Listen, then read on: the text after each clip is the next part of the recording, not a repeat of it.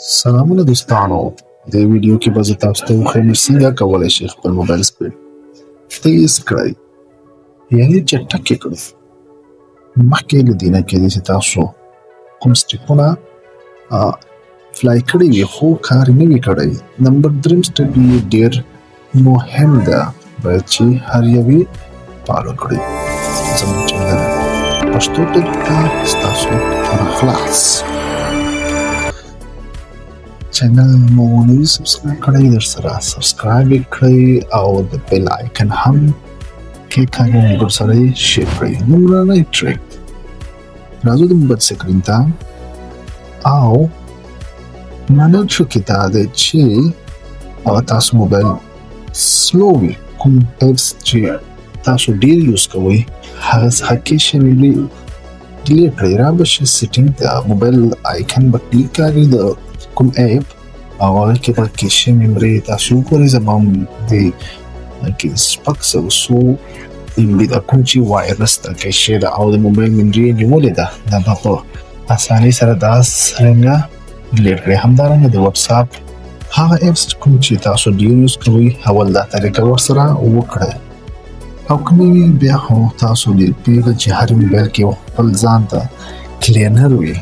لکه څنګه چې تاسو ګورئ ما سره آی منیجر ده نو دا به کېکاږئ او دې کې بیا راشئ سپیس کلین اپ او دا به کېکاږئ. دې کې تاسو کتلی شئ چې ما سره څومره وایرس جمع شوی ده تقریبا 2 GB.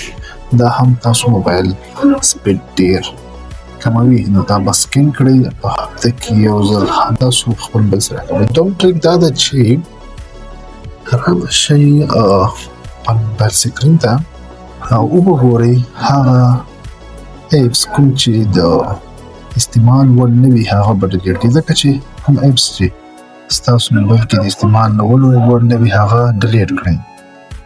یا به په اسانۍ سره راشئ سیټینګ ته. سیټینګ کې به وګورئ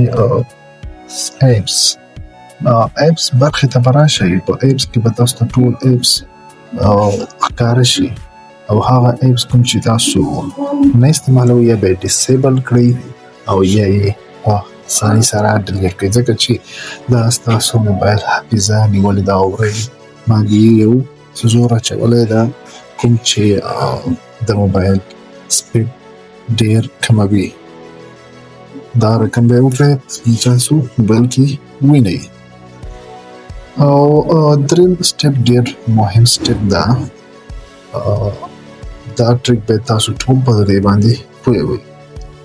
سمپل رابشئ تاسو ګورئ زموږ موبایل سپیډ څومره سلو ده او مخکې له دې نه زه کوم چې دا سټیپ یې اپلای کوم تاسو بیا سپیډ وګورئ څومره تېز. رابشئ سیټینګ ته. سیټینګ کې به اباوټ فون ته راشئ او اباوټ فون کې به سافټویر انفارمیشن کې به بلډ نمبر دا به وځي کېکاږئ. تاسو به خپل موبایل پاسورډ وغواړئ کوم موبایل چې تاسو کوم لاک لګول خپل موبایل باندې که نیم لګول ډیلیټ شي او بیا به راشئ سیسټم منیجمنټ ته او دې کې به تاسو د ډیولپر اپشن کېکاږئ. دې کې به لاړ شئ او تاسو به انیمیشن سکل دا به ټول آف کړئ.